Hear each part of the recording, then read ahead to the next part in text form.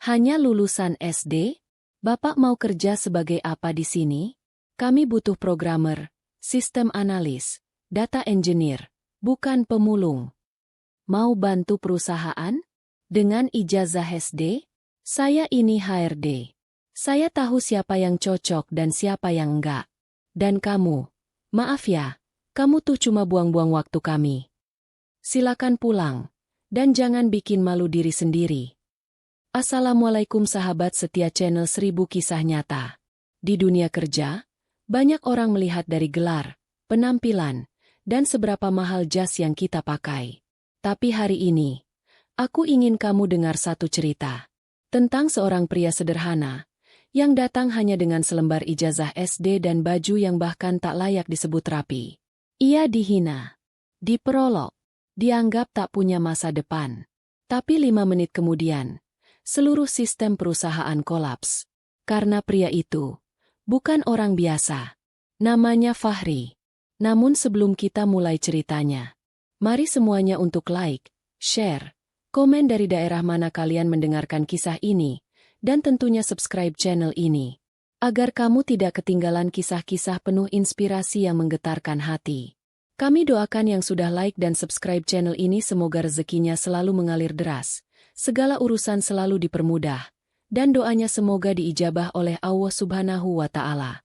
Jangan lupa juga tekan tombol loncengnya, agar kamu jadi orang pertama yang tahu saat video terbaru hadir. Dan inilah kisahnya. Pagi itu, langit Jakarta diselimuti mendung kelabu.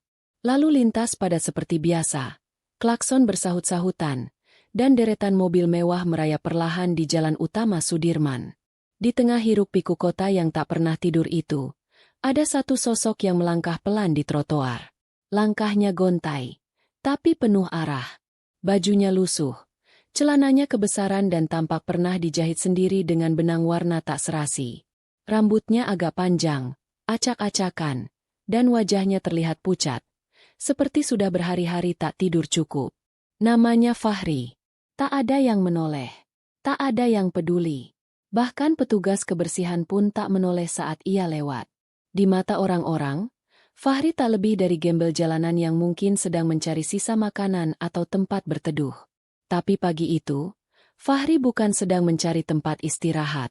Ia menatap ke atas, ke arah gedung tinggi berlapis kaca dengan logo berkilau, PT Gatra Tekno Solusi. Perusahaan besar yang dikenal sebagai salah satu penyedia sistem teknologi data dan keamanan siber terbesar di Asia Tenggara. Di tangan kirinya, Fahri menggenggam sebuah map kertas yang mulai lembek karena hujan semalam. Isinya hanya 2 lembar, fotokopi ijazah sekolah dasar dan CV singkat yang ia tulis sendiri dengan pena hitam di atas kertas folio bergaris. Langkah Fahri terhenti di depan lobi utama gedung itu. Satpam yang berjaga langsung bersikap waspada. "Permisi, Pak," ucap Fahri sopan. "Saya mau melamar kerja." Satpam itu menatap Fahri dari ujung kepala sampai ujung sandal jepit yang hampir putus. Alisnya terangkat. "Melamar kerja?" tanyanya, seperti tak percaya. Fahri mengangguk pelan. "Saya baca di internet, perusahaan ini sedang buka lowongan untuk semua divisi." Satpam itu sempat ragu. Tapi memang benar. Seminggu lalu perusahaan ini mengumumkan rekrutmen besar-besaran. Semua pelamar diarahkan ke lantai 5, divisi HRD. Akhirnya satpam itu mengangguk, walau masih tampak tidak yakin. "Naik lift saja. Lantai 5. Langsung ke ruang HRD." Fahri mengangguk sopan. "Terima kasih, Pak." Saat melangkah masuk, beberapa karyawan yang baru datang menatapnya dengan pandangan aneh. Seorang wanita muda yang mengenakan blazer biru bahkan menutupi hidungnya ketika melewati Fahri. Di lift, ia berdiri di sudut, sendirian. Orang-orang menjaga jarak. Tak ada yang menyapa. Tak ada yang menoleh. Ting! Lift terbuka di lantai 5. Sebuah lorong panjang menyambut Fahri, dengan dinding putih, karpet abu-abu, dan cahaya lampu yang terang tapi dingin. Di ujung lorong, ada tulisan Departemen HRD. Disitulah langkah Fahri terhenti. Ia menarik napas panjang. Jantungnya berdetak pelan. Tapi pasti, pintu HRD terbuka otomatis. Di dalam, terlihat suasana sibuk. Beberapa pegawai mengetik di depan komputer. Ada yang sibuk menelpon.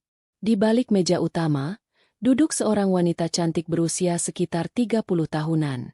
Ia mengenakan kemeja putih dan rok span hitam.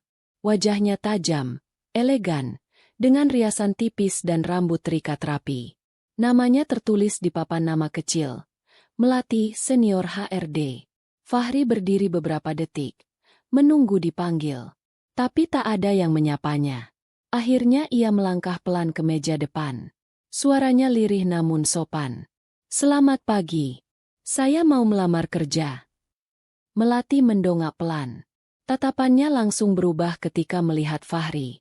Ia sempat terpaku, seolah menilai Fahri seperti barang rongsokan. Suasana kantor yang tadinya sibuk, tiba-tiba menjadi lebih hening. Beberapa mata mulai melirik ke arah Fahri. Namun belum saatnya adegan utama dimulai. Hari ini bukan tentang penghinaan. Hari ini adalah tentang niat. Tentang langkah pertama seorang pria yang pernah hidup dalam bayang-bayang, namun kini berani menantang kenyataan. Fahri menyerahkan map lusuh itu ke bagian resepsionis. Perempuan muda yang menerima terlihat enggan menyentuhnya, seolah takut tangannya kotor. Tapi akhirnya ia meletakkan map itu di tumpukan berkas lainnya, tanpa sepatah kata pun. "Silakan tunggu," ucapnya singkat. Fahri duduk di kursi tunggu. Kursinya terpisah dari yang lain. Ia hanya diam, tapi pikirannya tidak. Di benaknya, ia mulai memetakan. Dia melihat layout kantor, menyimak alur keluar masuk data dari monitor staf, mengamati sistem keamanan, bahkan mencatat pola login jaringan yang kadang terpampang di layar tanpa pengamanan. Fahri tidak hanya datang membawa map. Ia datang membawa ingatan. Dan kemampuannya bukan kemampuan biasa. Beberapa tahun lalu, Fahri adalah anak ajaib. Ia tidak pernah menyelesaikan pendidikan tinggi. Tapi pada usia 22 tahun, ia sudah menciptakan algoritma enkripsi data untuk salah satu lembaga negara. Namanya sempat dibicarakan di komunitas IT Underground. Tapi kemudian ia menghilang, setelah dikhianati oleh orang terdekatnya dan perusahaan kecil tempat ia bekerja dulu dibeli paksa oleh orang-orang rakus yang ingin mencuri sistem yang ia bangun. Sejak hari itu, Fahri lenyap dari dunia teknologi. Ia hidup berpindah-pindah. Tidak ada rumah, tidak ada rekening. Tidak ada jejak digital. Tapi kemampuan itu masih melekat.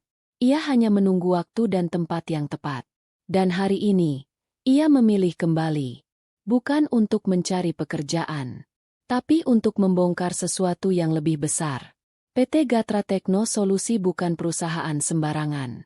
Tapi dari luarannya yang gemerlap, Fahri mencium sesuatu yang busuk.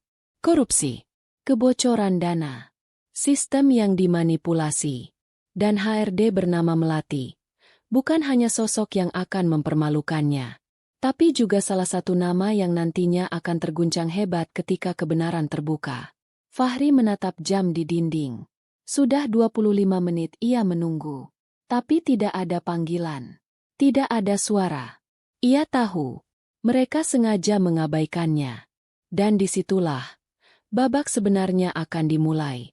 Jam dinding di ruang tunggu HRD menunjukkan pukul 9:15. Udara dari AC terasa kian dingin. Namun bukan itu yang membuat tubuh Fahri menggigil pelan. Ada sesuatu yang lain. Sesuatu yang sudah ia prediksi sejak melangkah ke gedung ini. Penolakan, penghakiman, dan penghinaan.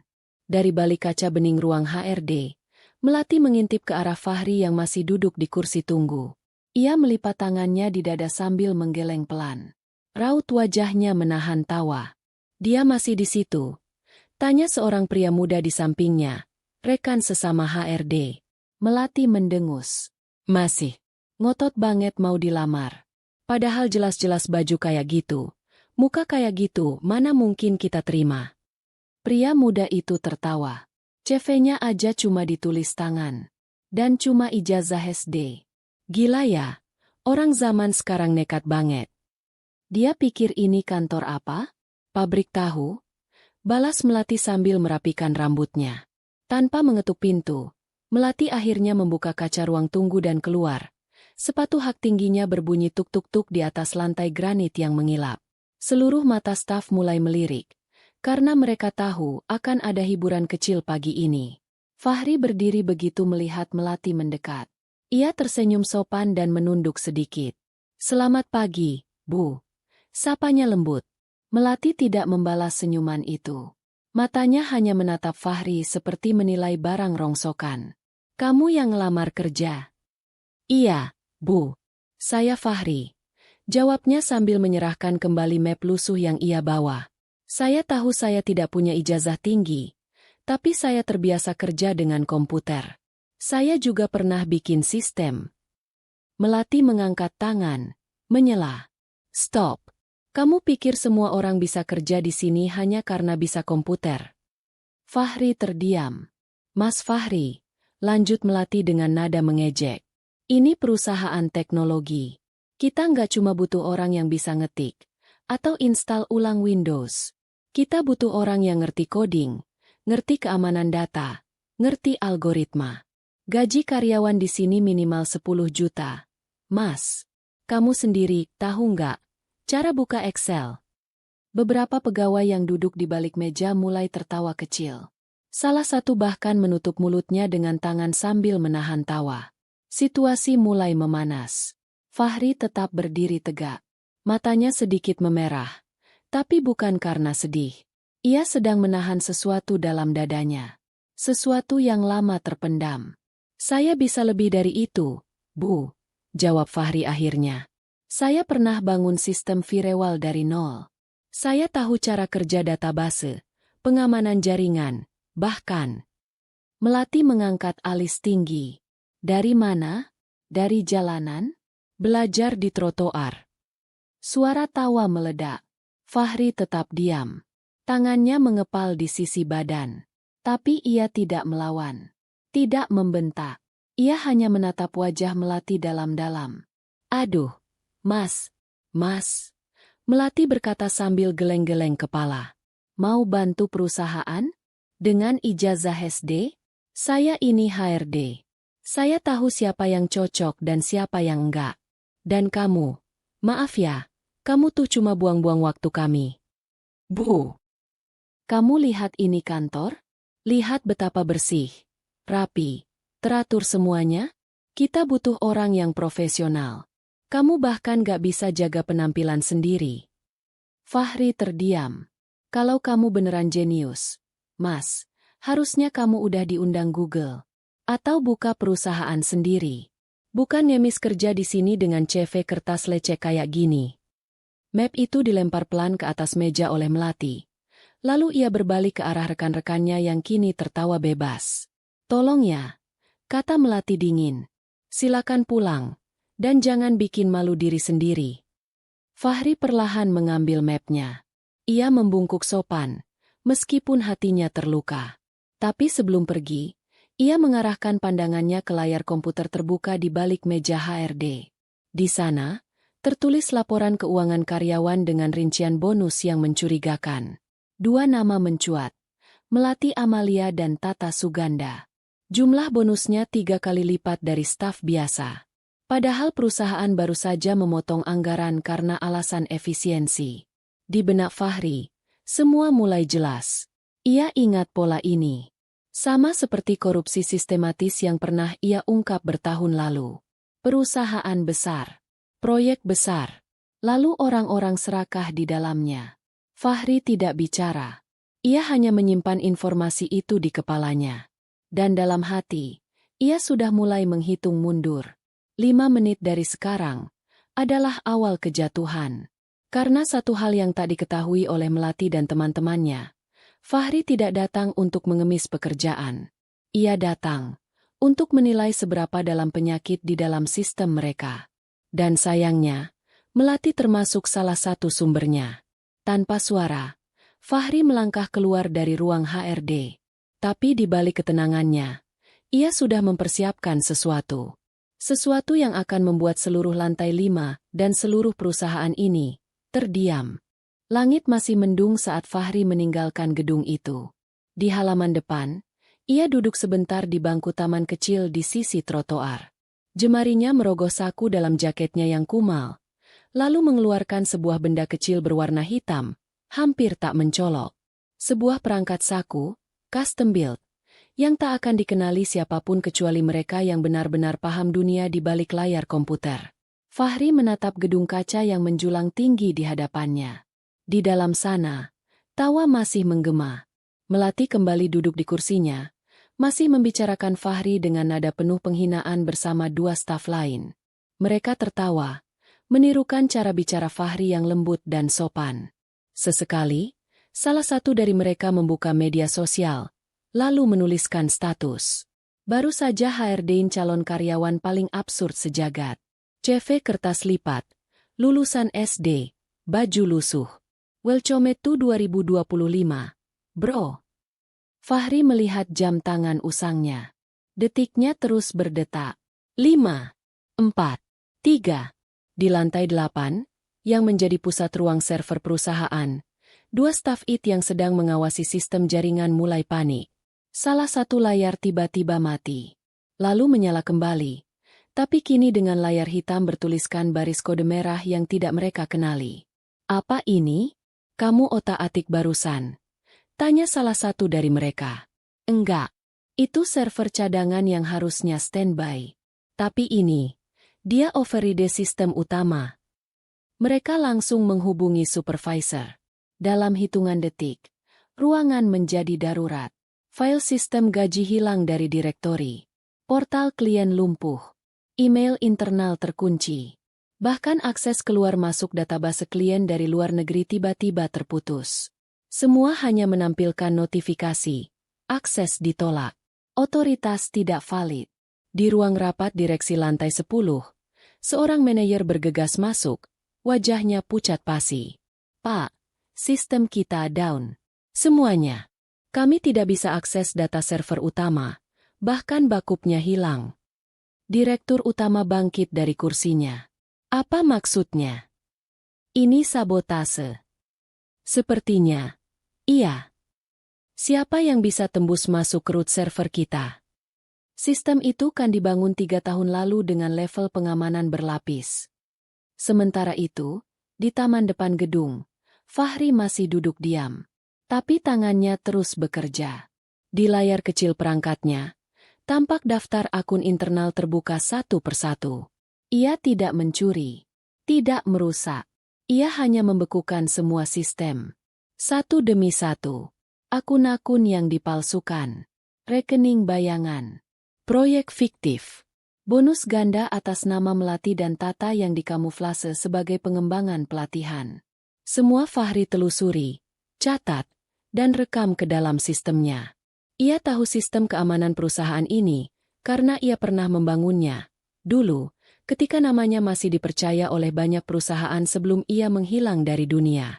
Tapi kali ini, ia tidak hanya datang sebagai penemu. Ia datang sebagai hakim. Dan perusahaan ini sedang diadili. Di ruang HRD, alarm darurat mendadak berbunyi. Semua komputer mati. Printer mati. Listrik menyala. Tapi jaringan mati total. Melati melotot ke arah layarnya yang kosong. Apa-apaan ini? Staf di sebelahnya juga panik. Bu! Semua data hilang. Folder penggajian, laporan internal, semuanya kosong. Melati berdiri dengan cepat. Hubungi bagian IT sekarang. Tapi telepon internal tidak bisa digunakan. Bahkan ponsel mereka pun kehilangan akses ke sistem perusahaan. Fahri menutup perangkatnya perlahan. Ia berdiri, menatap sekali lagi ke arah gedung, lalu berjalan menjauh menyusuri trotoar dengan langkah ringan. Tak ada satupun orang di dalam sana yang tahu siapa dia sebenarnya. Tak ada yang tahu bahwa semua kekacauan itu baru permulaan. Karena sebelum ia keluar dari gedung tadi, Fahri telah menanam sebuah kode kecil di jaringan lokal, memanfaatkan celah yang bahkan staf IT mereka pun tak sadar. Sebuah kode bernama pengingat keadilan. Kodenya tidak mencuri uang, tidak merusak sistem permanen, tapi hanya akan memunculkan fakta-fakta. Fakta yang tersembunyi, alur uang, proyek palsu, dan nama-nama karyawan yang terlibat korupsi. Dan dalam daftar teratas itu, Tertulis jelas. Melati Amalia HRD Senior. Rekening pribadi. 3 akun. Bonus fiktif. 212 juta rupiah. Data dikunci oleh pengguna anonim ID. Fahri 001. Di ruang rapat, Direktur Utama melihat laporan yang muncul otomatis di layar LED besar. Daftar itu tak bisa ditutup. Tak bisa dihapus. Dan hanya muncul satu kalimat di bagian bawah layar. Inilah wajah perusahaan kalian.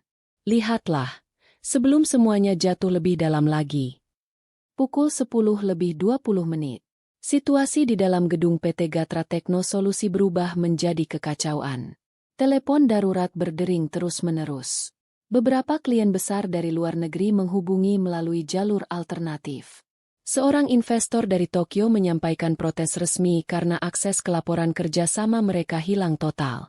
Di lantai 8, server utama masih terkunci, meskipun tim IT sudah bekerja sekuat tenaga. Namun yang paling menakutkan bukan hanya sistem yang lumpuh, tapi layar LED besar di ruang rapat direksi, yang menampilkan daftar nama-nama karyawan yang diduga melakukan penyalahgunaan dana. Dan nama pertama di urutan teratas adalah milik seseorang yang selama ini dianggap paling loyal dan cakap, Melati Amalia.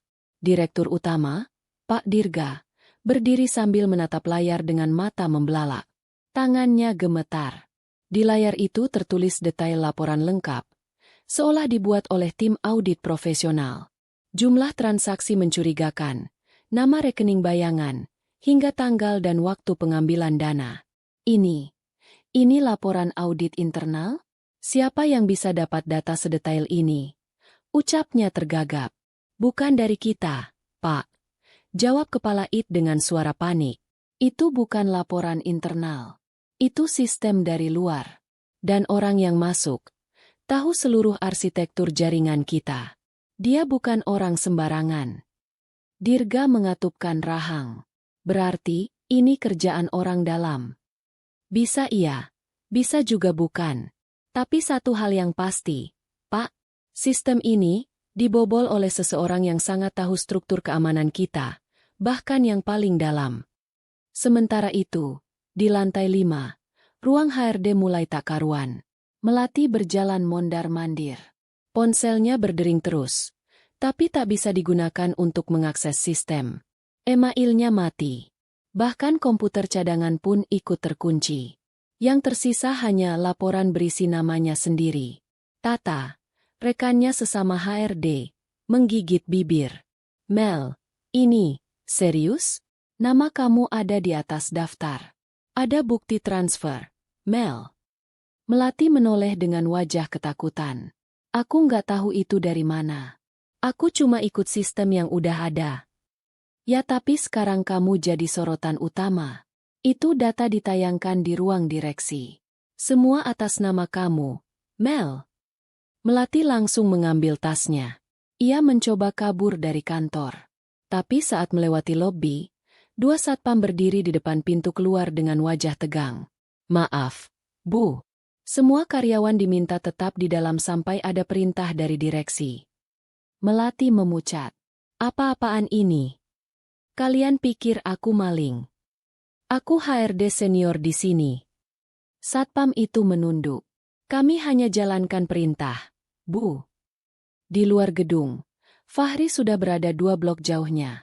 Ia berhenti di sebuah warung kopi sederhana, duduk di kursi plastik, dan memesan segelas kopi hitam. Ia membuka laptop tuanya, menyambungkan modem kecil, dan memantau sistem perusahaan dari jauh. Bukan untuk menyabotase, tapi untuk mengarahkan mereka menuju kebenaran. Fahri tidak menginginkan kehancuran. Tapi kadang, untuk membersihkan sesuatu yang kotor, semuanya harus dibuka lebih dulu. Ia menarik napas panjang, lalu mengaktifkan satu fitur tambahan dalam sistem yang ia tanam, Reveal Mode. Kini semua file audit yang ia kumpulkan selama 15 menit saat berada di ruang tunggu HRD, termasuk bukti korupsi dan manipulasi data karyawan, mulai terbuka di jaringan lokal perusahaan. Data itu bisa dibaca siapapun yang sedang memakai jaringan internal mereka. Seketika, lantai demi lantai dipenuhi bisikan dan kehebohan. Karyawan yang awalnya tidak tahu apa-apa mulai melihat nama-nama dalam sistem. Ada beberapa kepala divisi. Ada nama-nama yang dianggap orang dalam perusahaan. Bahkan satu di antaranya adalah kepala keuangan perusahaan itu sendiri. Dan tepat di tengah-tengah semua itu, nama Melati terpampang paling mencolok. Pak Dirga, sang direktur, akhirnya memanggil rapat darurat. Semua kepala divisi dikumpulkan. Suara keras bergema dari balik dinding ruang rapat. Sementara itu, 2 orang dari bagian legal bergerak cepat menuju ruang HRD, membawa beberapa lembar dokumen serta 2 orang saksi. Melati hanya bisa duduk di kursinya dengan wajah gemetar. Tangannya menggenggam ponsel, tapi tak tahu harus menghubungi siapa. Teman-temannya menjauh. Tata pun kini mulai ragu untuk membela. Fahri menyesap kopinya perlahan. Di layar laptopnya, ia menulis 1 kalimat terakhir ke dalam sistem mereka.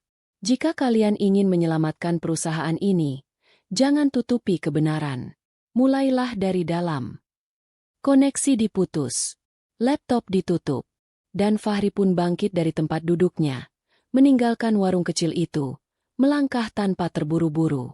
Ia tak lagi membawa map lusuh. Ia tak lagi mengharapkan diterima. Karena dalam 1 jam terakhir, ia sudah melakukan sesuatu yang lebih besar daripada sekadar mencari pekerjaan. Ia memaksa sebuah perusahaan untuk bercermin. Dan itu baru langkah pertama. Pukul 11 siang. Suasana di gedung PT Gatra Tekno Solusi masih kacau. Tim IT belum berhasil membuka kembali akses penuh ke sistem. Divisi legal sibuk memilah dokumen audit bayangan yang mendadak muncul secara otomatis di komputer mereka. Dan di ruang rapat utama, Direktur Dirga tampak duduk kaku, menatap layar laptop yang memunculkan data-data sensitif dengan nama-nama petinggi perusahaan. Satu demi satu wajah-wajah pucat muncul di antara kursi eksekutif. Dan di tengah semua itu, ponsel Pak Dirga tiba-tiba berdering. Bukan panggilan biasa. Nomor itu hanya muncul 1 kali dalam 6 bulan. Sebuah nomor dari luar negeri yang terhubung langsung dengan pemilik mayoritas saham PT Gatra Tekno Solusi. Seorang pengusaha misterius bernama Leonardo Karim, investor teknologi dari London yang dikenal tak suka muncul di media. Dirga buru-buru menjawab. Selamat pagi, Tuan Karim. Suara dingin terdengar dari ujung sana. Tidak keras, tapi jelas. Saya lihat laporan pagi ini. Ada masalah serius dalam sistem. Iya, Tuan. Kami sedang menangani. Jangan berbohong. Saya sudah baca laporan lengkapnya, termasuk korupsi yang dilakukan Melati Amalia, dan beberapa kepala divisi. Dirga menelan ludah. Itu data belum bisa kami verifikasi, Tuan. Sudah saya verifikasi sendiri. Potong Leonardo. Yang saya ingin tahu sekarang, siapa yang melakukannya? Siapa yang membobol sistem dan membuka semua ini? Pak Dirga menghela napas. Ia menoleh ke kepala IT yang duduk di sampingnya. Orangnya tidak teridentifikasi penuh, Tuan. Tapi kami menduga itu perbuatan seorang pelamar kerja bernama Fahri. Ia datang tadi pagi, hanya membawa ijazah SD, berpakaian lusuh. Lalu setelah ia keluar, semua kekacauan ini dimulai. Hening. Beberapa detik kemudian, suara Leonardo kembali terdengar. Kali ini lebih pelan. Fahri? Tanyanya, seolah nama itu mengulang kenangan lama. Kalian yakin? Fahri? Ya, Tuan. Kami belum tahu nama lengkapnya.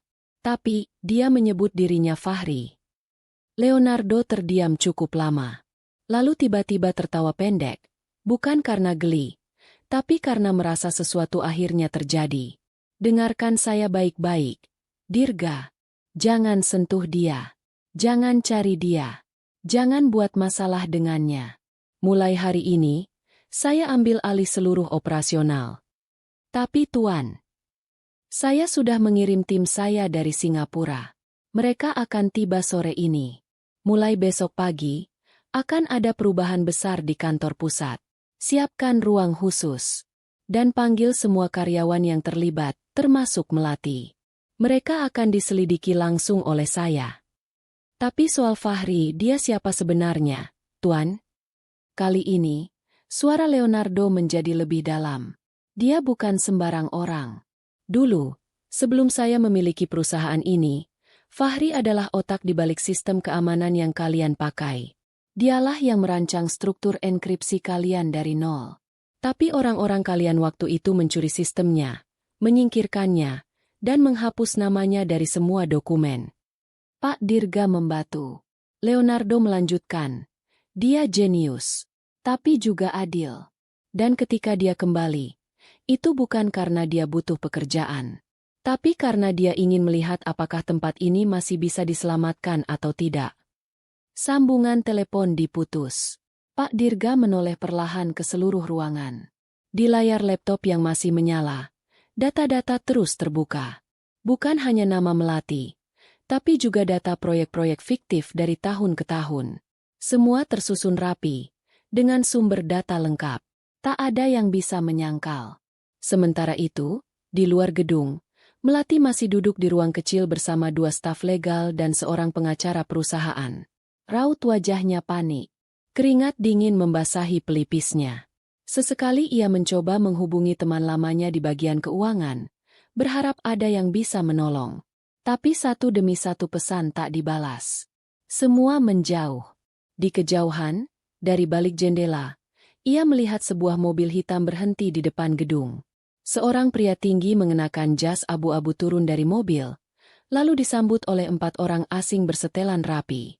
Salah satu dari mereka memegang berkas besar dengan tulisan, "Audit internal khusus tim pemilik saham." Melati tahu, waktunya sudah habis.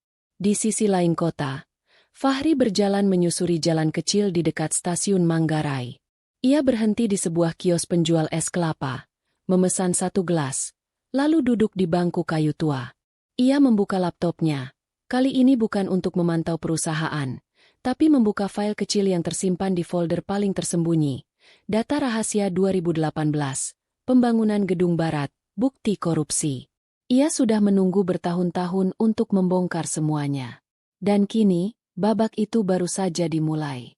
Pukul 2 siang. Langit Jakarta mulai berubah.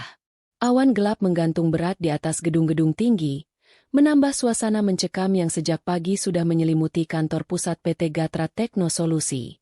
Di lantai 8, ruang konferensi yang biasanya digunakan untuk presentasi klien, kini berubah fungsi. Beberapa kursi digeser ke samping, meja rapat panjang diganti dengan bangku melingkar. 4 pria asing bersetelan gelap duduk di satu sisi ruangan, sementara di sisi lain, satu persatu nama dari daftar audit dipanggil masuk. Yang pertama duduk di kursi pemeriksaan itu adalah Tata Suganda, Kepala Divisi Rekrutmen. Wajahnya pucat, bibirnya bergetar. Setiap kali ia mencoba berbicara, salah satu anggota tim audit langsung menyodorkan dokumen dengan cap resmi yang membungkamnya seketika. Dana fiktif penggandaan pelatihan tahun 2023. Ditandatangani oleh Anda. Anda menyangkal? Tanya seorang pria berlogat Inggris yang mewakili Leonardo Karim. Tata tidak menjawab. Total aliran dana ke rekening pribadi Anda sebesar 347 juta rupiah. Kami punya bukti transfer lintas akun internal. Keringat menetes dari pelipis Tata. Jika Anda kooperatif, lanjut pria itu, maka tindakan hukum bisa ditangguhkan sementara. Tapi kalau tidak, kami akan kirimkan laporan ini ke OJK dan kepolisian. Setelah Tata, giliran 2 kepala proyek, kemudian 1 orang dari divisi IT internal. Dan akhirnya, nama terakhir yang dipanggil, Melati Amalia. Suara panggilannya membuat seluruh kantor menjadi sunyi. Para karyawan yang sejak pagi diam-diam memantau perkembangan mulai saling bisik-bisik. Beberapa menatap ke arah ruang HRD dengan rasa takut bercampur puas. Karena selama ini, Melati dikenal sebagai sosok yang paling sering meremehkan, memotong gaji staf kontrak tanpa alasan, dan menjatuhkan pelamar kerja hanya dari penampilan. Kini, ia sendiri yang duduk di kursi panas. Melati melangkah masuk ruang konferensi dengan kepala tertunduk. Tangannya gemetar. Ia bahkan tak sanggup mengangkat wajah ketika berhadapan dengan tim audit yang kini memegang laporan tebal dengan namanya di halaman pertama. Saudari Melati. Suara pria bersetelan abu-abu terdengar tegas. Anda menerima dana bonus dari proyek pengembangan aplikasi kesehatan sebesar 212 juta rupiah. Padahal proyek itu tidak pernah berjalan. Apa Anda membantahnya? Melati menggigit bibir. Matanya berkaca-kaca. Tapi tak ada suara yang keluar dari mulutnya. Di laporan, tercatat bahwa Anda juga menerima insentif pribadi dari 3 vendor, yang semuanya sekarang tidak lagi eksis. Dan ketiganya, diketahui dikendalikan oleh nama yang sama, adik kandung Anda. Tangis Melati pecah. Semua orang di kantor ini melihat Anda sebagai HRD senior yang profesional. Lanjut pria itu dengan nada datar. Tapi faktanya, Anda menggunakan jabatan untuk menyingkirkan pelamar-pelamar yang Anda anggap tidak layak, hanya karena penampilan. Suasana hening beberapa detik. Lalu pria itu meletakkan satu berkas di meja. Dan pelamar terakhir yang Anda usir pagi tadi adalah orang yang merekam, membongkar, dan memverifikasi semua kejahatan ini. Melati mendongak perlahan. Fahri? Bisiknya dengan suara bergetar. Benar. Dan sayangnya, penilaian Anda terhadapnya sangat keliru. Sementara itu, Fahri masih duduk di warung kecil dekat rel kereta. Ia menatap ponsel usangnya yang kini terus-menerus mendapat notifikasi masuk. Sebagian besar dari akun anonim yang ia kenal dari komunitas IT Underground. Mereka memberi kabar bahwa nama Fahri mulai kembali dibicarakan sebagai bayangan teknologi yang kembali muncul setelah 5 tahun menghilang. Beberapa menit kemudian, sebuah mobil sedan hitam berhenti di depan warung tempat Fahri duduk. Dari dalamnya keluar seorang pria parubaya berkacamata, mengenakan setelan abu yang rapi dan elegan. Ia menghampiri Fahri, lalu berdiri beberapa langkah di hadapannya. Fahri. Fahri mengangguk. Leonardo. Leonardo tersenyum kecil. Sudah lama, ya. 5 tahun, jawab Fahri pelan.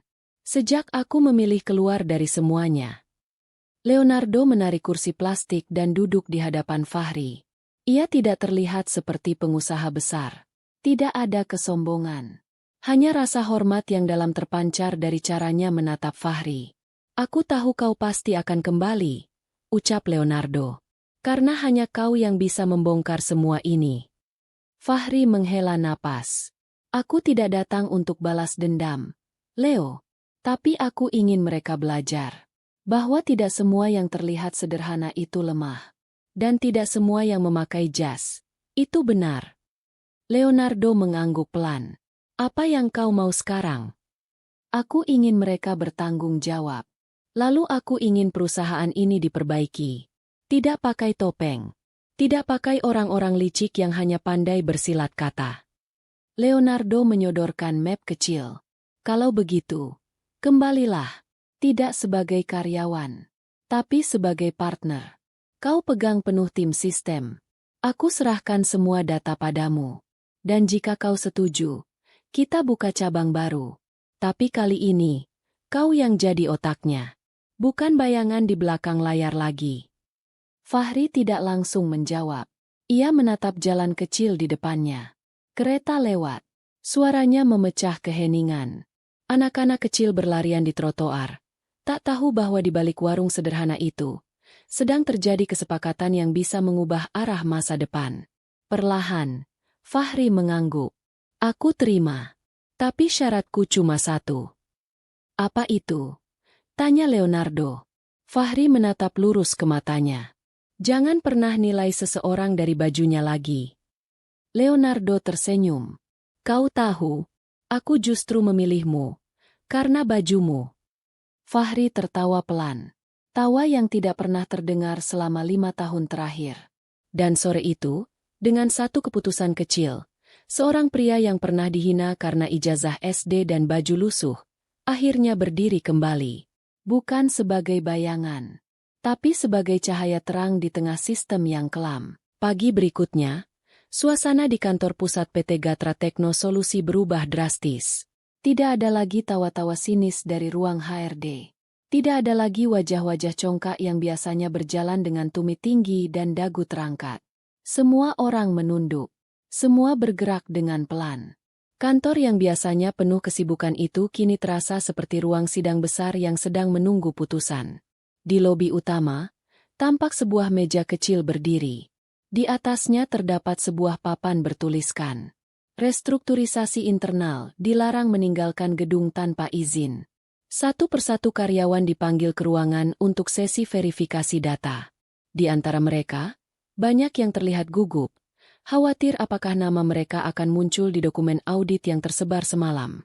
Semua seolah lupa, hanya dalam satu hari, satu pria lusuh tanpa gelar mampu membalikan seluruh wajah perusahaan.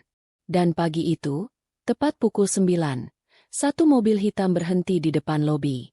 Tak ada iring-iringan, tak ada pengawalan. Hanya satu langkah kaki pelan yang keluar dari pintu mobil dan masuk ke dalam gedung. Pria itu mengenakan kemeja putih bersih dan celana kain abu-abu. Wajahnya tetap sama. Teduh, tenang, namun tegas. Tapi kali ini, dia tidak membawa map lusuh. Tidak memakai sandal jepit. Tidak dengan rambut acak-acakan atau bau keringat dari jalanan. Fahri, kembali. Resepsionis yang kemarin bahkan tak menyapanya, kini berdiri dan membungkuk sopan.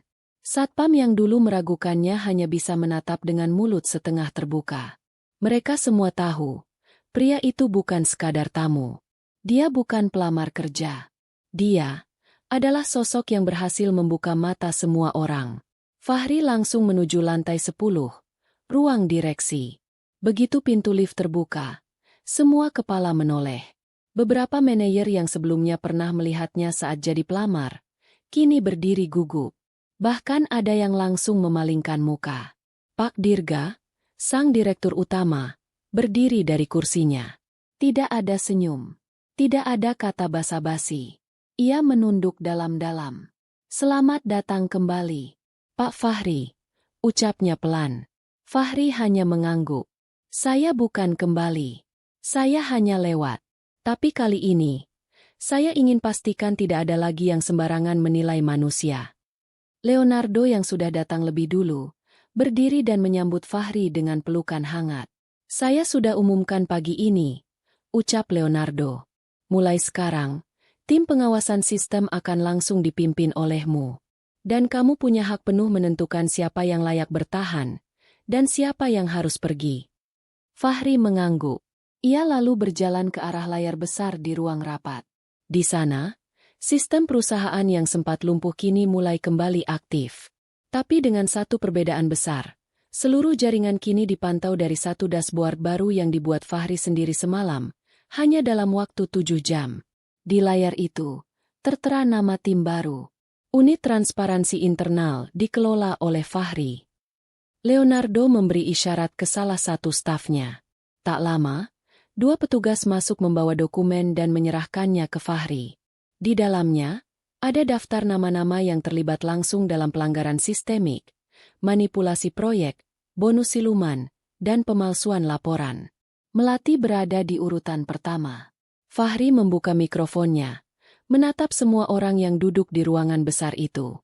"Saya tidak datang untuk menyingkirkan orang, tapi saya datang untuk memperbaiki arah. Kalau selama ini sistem dipakai untuk melindungi orang-orang rakus, maka mulai hari ini, sistem akan melindungi keadilan." Ia berhenti sejenak. Semua mata tertuju padanya. "Kita tidak akan pecat orang secara membabi buta. Tapi kita beri kesempatan untuk memilih. Bertanggung jawab dan bertobat. Atau keluar dengan kepala tegak sebelum sistem yang bicara." Suasana hening. Pak Dirga menunduk lebih dalam. Ia tahu, banyak keputusan dalam 5 tahun terakhir yang salah arah. Dan Fahri datang tepat saat semuanya mulai rapuh. Lalu tiba-tiba, suara notifikasi masuk terdengar dari layar utama. Sebuah surel dari Melati. Fahri membukanya. Isinya singkat. "Saya mengundurkan diri. Bukan karena kalah, tapi karena malu. Saya menghina orang yang jauh lebih layak dari saya. Maafkan saya." Tak ada balasan. Tak ada tangisan. Fahri hanya menatap layar itu pelan, lalu menutup surel dan berbalik menatap semua orang di ruang rapat. "Satu orang telah memilih. Kini giliran kalian semua." Di luar gedung, kabar tentang Fahri mulai menyebar. Media-media daring menulis artikel berjudul Jenius Teknologi Lulusan SD Ungkap Korupsi Raksasa, kini jadi pemimpin sistem keamanan nasional. Komentar-komentar bermunculan. Sebagian tak percaya, sebagian menginspirasi. Tapi yang jelas, hari itu, dunia mengenal nama Fahri bukan sebagai pelamar kerja yang ditolak, tapi sebagai arsitek keadilan dalam dunia teknologi yang selama ini dikuasai oleh gelar dan penampilan. Dan di dalam hati Fahri, tak ada rasa bangga yang membuncah. Hanya satu hal yang ia bisikan dalam diam. Terima kasih, ya Allah, karena aku sempat dianggap tak layak. Sebelum akhirnya kau angkat aku dengan cara yang tak terduga. 1 minggu berlalu sejak restrukturisasi besar-besaran dilakukan di tubuh PT Gatra Tekno Solusi. Aura kantor berubah. Bukan hanya karena wajah-wajah baru mulai mengisi ruang-ruang yang dulu dipenuhi tekanan dan arogansi, tapi juga karena kini sistem perusahaan dipimpin oleh tangan seseorang yang dulu sempat mereka remehkan. Di lantai 5, tepat di ruang HRD tempat Melati dulu sering menolak pelamar kerja seenaknya, suasana kini sunyi. Meja kerja Melati kini kosong. Di ujung meja itu, tertempel stiker kecil bertuliskan, "Jangan pernah ukur nilai seseorang dari warna bajunya." Fahri berdiri di ambang pintu. Matanya menatap meja itu lama, seakan sedang mengenang sesuatu yang tidak akan ia ulangi lagi. Di tangannya, ia membawa map baru, bukan berisi surat lamaran, tapi proposal program pelatihan rekrutmen adil yang akan ia jalankan untuk seluruh HRD cabang di seluruh Indonesia. Langkah kakinya menyusuri ruang itu perlahan. Ia berhenti tepat di depan meja resepsionis, tempat dulu ia dipandangi seperti orang aneh, lalu dihina hanya karena membawa map yang lusuh. Hari ini, map itu berlapis kulit hitam elegan. Tapi isinya tetap tentang hal yang sama, keinginan untuk diterima, dihargai, dan diberi kesempatan. Bedanya, hari ini Fahri bukan meminta. Ia memberi. Salah satu staf baru menghampirinya. Perempuan muda berhijab, berwajah ramah, dan tampak canggung. "Selamat pagi, Pak Fahri," ucapnya dengan suara pelan. "Saya Dinda, staf baru HRD. Maaf, saya baru beberapa hari di sini." Fahri tersenyum. "Selamat bergabung, Dinda. Jangan takut belajar. Ya, di sini, kita sama-sama mulai dari nol." Dinda mengangguk. Ia lalu memberanikan diri bertanya, "Pak, benar ya? Bapak dulu juga pernah duduk di kursi tunggu sana? Pas melamar?" Fahri tersenyum makin lebar. Ia melirik kursi tunggu yang ada di sudut ruangan. Kursi itu masih sama. Busa dudukannya sudah kempes. Cat pada sandarannya mulai pudar. "Benar. Di sana," jawab Fahri sambil menunjuk. Dan waktu itu, gak ada yang nyambut. Dinda terdiam. Matanya berkaca-kaca.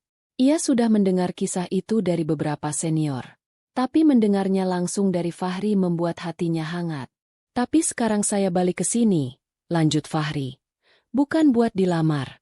Tapi buat pastikan gak ada orang yang merasa diremehkan lagi, hanya karena bajunya, ijazahnya, atau cara bicaranya." Dinda menunduk. "Insya Allah, Pak, saya akan jaga amanah itu." Fahri mengangguk pelan. Ia berjalan menuju meja komputer, membuka file presentasi, dan mulai menunjukkan sistem pelatihan yang akan digelar. Di layar terpampang visi baru HRD. Merekrut dengan hati, menilai dengan akhlak. Di lantai 10, Leonardo memantau semuanya dari balik kaca ruangannya. Ia berdiri dengan tangan di belakang punggung, menatap aktivitas kantor yang kini berjalan lebih bersih, lebih tertib, dan lebih jujur. Dia mengubah segalanya hanya dalam 2 minggu. Gumamnya pelan. Seorang sekretaris pria menghampiri. "Pak Leonardo, tim dari Kementerian Komunikasi dan IT sudah tiba. Mereka ingin bertemu Pak Fahri untuk bahas proyek keamanan nasional yang baru." Leonardo tersenyum. "Biarkan mereka tunggu sebentar. Fahri sedang menyelesaikan hal yang jauh lebih penting." "Lebih penting, Pak?" "Ya, dia sedang memperbaiki pondasi, bukan sistem komputer, tapi sistem hati manusia." Sementara itu, di sebuah ruangan kecil yang baru dibuka khusus sebagai ruang konsultasi rekrutmen, Fahri duduk bersama 5 anak muda yang sedang magang. Di antaranya ada yang berasal dari pelosok, ada juga lulusan sekolah kejuruan. Mereka terlihat gugup, tapi mata mereka bersinar penuh semangat. Fahri mengambil salah satu berkas lamaran mereka, lalu membacanya pelan. "Kamu cuma lulusan SMP?" tanyanya pada seorang anak laki-laki berkaus polos. Anak itu mengangguk. "Iya, Pak. Tapi saya suka ngoprek komputer. Saya juga pernah bikin jaringan kecil untuk warnet di kampung." Fahri mengangguk pelan. "Sama. Dulu saya juga cuma lulusan SD. Tapi bukan gelar yang bikin saya bisa seperti sekarang. Tapi karena saya gak pernah berhenti belajar." Anak-anak itu saling menatap kagum. "Kalau kalian mau," lanjut Fahri, "kita mulai belajar bareng dari sekarang. Saya akan ajari kalian cara jaga sistem. Tapi bukan cuma sistem komputer. Kita mulai dari sistem paling dasar, yaitu jaga kejujuran dan harga diri." Semua mengangguk. Dan hari itu, untuk pertama kalinya sejak kantor itu berdiri, ruang HRD tak lagi jadi tempat yang menakutkan. Ia berubah menjadi ruang yang paling banyak menebarkan harapan. Dan semua itu dimulai dari satu pria yang dulu ditertawakan karena hanya lulusan SD. Di luar gedung, sebuah papan baru sedang dipasang. Tulisan yang dulu hanya memamerkan slogan-slogan kosong diganti dengan kalimat sederhana namun menghentak hati. "Jika kamu datang dengan niat baik, kami akan menyambutmu dengan tangan terbuka. Kami menilai dari ketulusan, bukan dari tampilan luar." Dan di bawahnya, ditandatangani oleh Fahri, Kepala Sistem Integritas dan Transparansi PT GTS. 1 bulan berlalu sejak sistem perusahaan direvolusi. Berita tentang Fahri menyebar seperti badai. Tidak hanya di kalangan pekerja teknologi, tapi juga di lingkungan akademik, pemerintahan, hingga masyarakat umum. Banyak media nasional menuliskan ulang kisahnya. Dari ditolak HRD karena lulusan SD, kini jadi otak reformasi teknologi nasional. Dan hari itu, sesuatu yang tak diduga terjadi. Sekitar pukul 9 pagi, di lobi depan PT Gatra Tekno Solusi, seorang wanita muda berdiri ragu-ragu. Wajahnya tak asing bagi sebagian staf. Ia mengenakan blus putih bersih, celana panjang kain, dan sepatu hak pendek. Rambutnya dibiarkan tergerai rapi, namun sorot matanya jauh dari percaya diri seperti dulu. Itu Melati. Ia berdiri di pojok dekat ruang tunggu, memegang map biru tua yang kali ini benar-benar rapi. Beberapa karyawan melirik, tapi tidak ada yang berani menyapanya. Namanya terlalu besar untuk diabaikan, tapi terlalu penuh luka untuk didekati. Akhirnya, ia meminta izin ke meja resepsionis. "Saya ingin bertemu dengan Pak Fahri. Hanya sebentar. Kalau beliau tidak mau, saya akan pulang." Resepsionis itu tampak bingung. Tapi akhirnya ia menghubungi lantai 8. 5 menit kemudian, suara dari interkom menjawab singkat. "Boleh. Arahkan ke ruang integritas." Melati melangkah masuk. Tangannya gemetar. Nafasnya pendek. Setiap langkah seperti membawa beban masa lalu. Tak banyak yang tahu, setelah ia mengundurkan diri, ia menjalani hari-hari yang sangat berat. Ia ditolak di banyak tempat. Namanya tercoreng. Bahkan keluarganya pun ikut terpengaruh. Kini, ia hanya ingin satu hal, meminta maaf secara langsung. Di ruang integritas, Fahri duduk di balik meja kayu sederhana, mengenakan kemeja biru langit yang dilipat rapi di bagian lengan. Di hadapannya ada beberapa monitor kecil yang menampilkan sistem terbaru yang sedang ia rancang bersama timnya. Pintu diketuk. "Masuk." Melati membuka pelan. Begitu melihat Fahri, ia langsung menunduk dalam-dalam. Fahri hanya menatapnya. Tidak ada kejutan. Tidak ada kemarahan. Hanya tatapan tenang. "Silakan duduk." Melati duduk perlahan. Ia memeluk map birunya erat-erat. "Saya." Suaranya nyaris tak terdengar. "Saya tahu saya tidak pantas berada di sini. Tapi saya cuma ingin mengatakan langsung. Saya minta maaf." Fahri tetap diam. "Saya pernah mempermalukan Anda. Saya menertawakan Anda. Padahal saya sendiri tidak lebih bersih dari Anda. Saya bukan datang untuk minta pekerjaan. Saya cuma ingin Anda tahu. Saya menyesal. Fahri membuka satu laci meja dan mengeluarkan map tua yang sudah mulai menguning. Ia meletakkannya di atas meja. Melati mengenali map itu. Itu map milik Fahri saat ia pertama kali melamar kerja ke tempat ini. Dulu, saya hanya bawa ini, ucap Fahri pelan. Dan kamu, melemparkannya ke meja seolah tak berharga. Melati menunduk, menahan air mata. Tapi kamu tahu, lanjut Fahri. Kalau waktu itu kamu buka dan baca pelan-pelan, kamu akan lihat, semua kemampuanku kutulis dengan jujur. Aku tidak berbohong.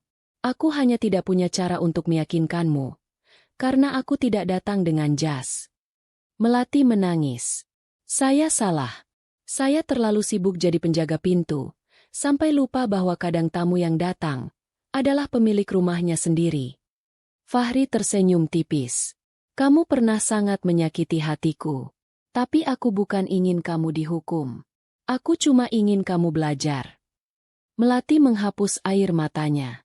Sekarang saya ingin berubah. Kalaupun tak bisa kembali bekerja, saya ingin ikut membantu program integritas ini di luar. Mungkin jadi relawan. Atau hanya sekadar jadi contoh buruk agar orang lain tidak meniru. Fahri terdiam beberapa saat. Lalu perlahan, ia membuka file di laptopnya. Kamu tahu, katanya sambil mengetik. Kita butuh seseorang yang tahu betapa bahayanya kesombongan.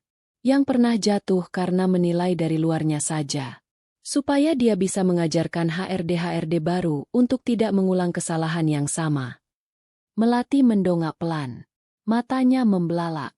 Bukan sebagai staf, tapi sebagai konsultan pembelajaran. Bantu aku buat pelatihan HRD untuk cabang-cabang yang akan dibuka bulan depan, ucap Fahri. Melati tak bisa berkata apa-apa. Fahri melanjutkan.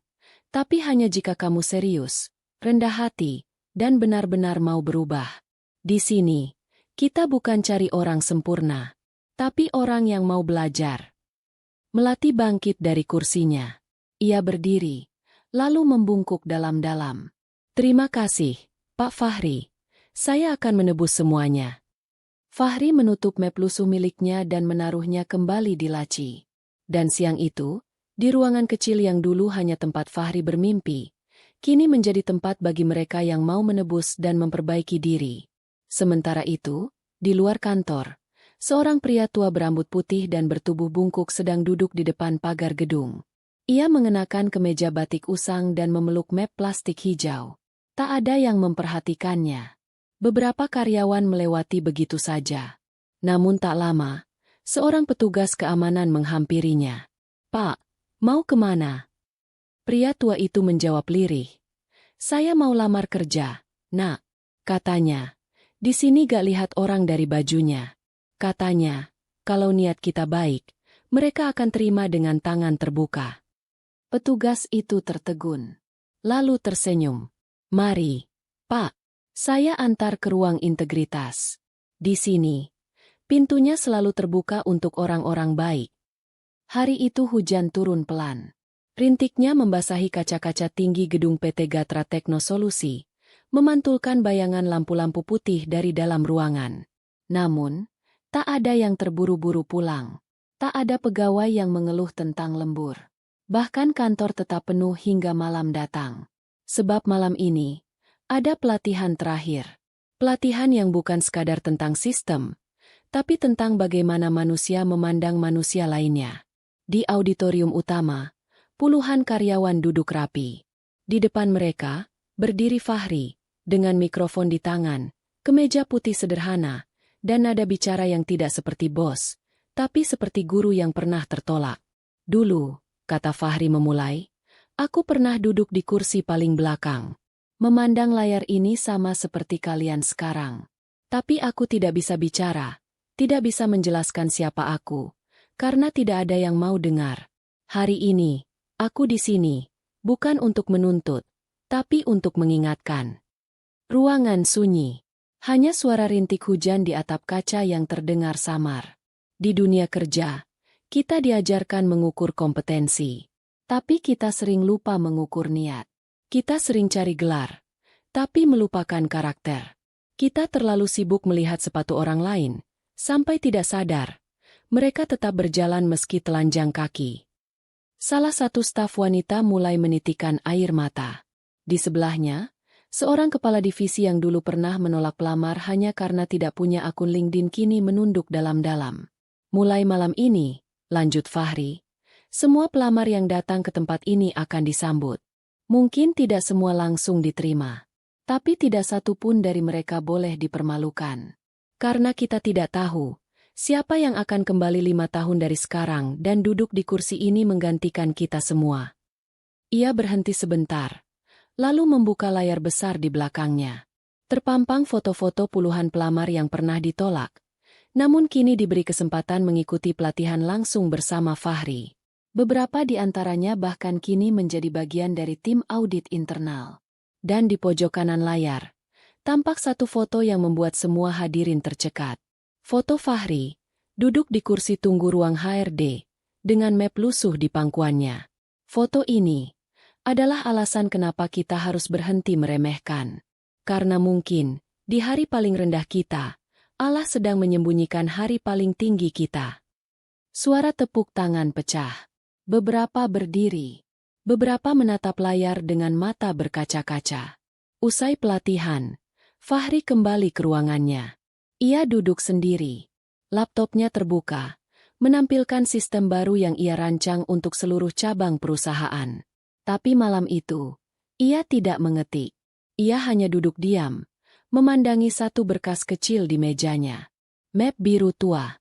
Map milik Melati. Ia belum membukanya. Ia belum tahu apakah Melati benar-benar akan menjalani niatnya dengan jujur.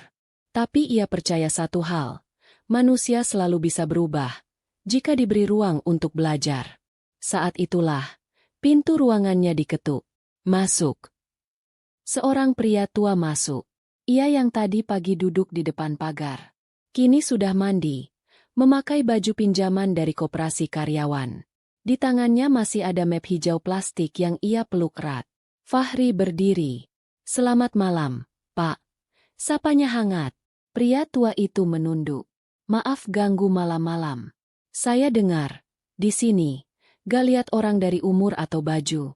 Makanya saya datang. Fahri tersenyum. Betul, Pak. Kami lihat dari niat. Pria itu duduk perlahan. Ia mulai membuka mapnya. Isinya hanya secari kertas bertuliskan tangan. Daftar pengalaman bekerja sebagai petugas kebersihan, tukang cat, tukang kebun, tak ada gelar, tak ada pengalaman kantoran. Tapi setiap kalimat ditulis dengan hati. Fahri membacanya satu-satu, lalu menutup map itu dengan lembut. Pak, ucap Fahri, saya tidak akan bilang Bapak diterima sekarang juga. Tapi saya akan beri Bapak sesuatu yang lebih dulu.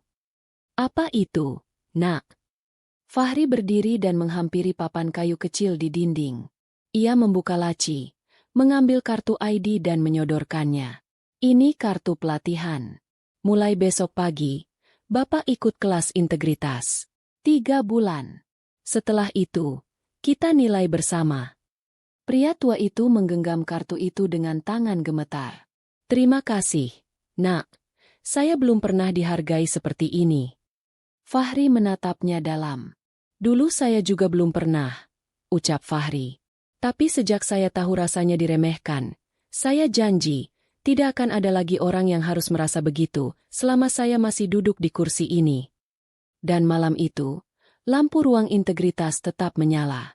Meski hujan turun makin deras. Meski gedung mulai sepi.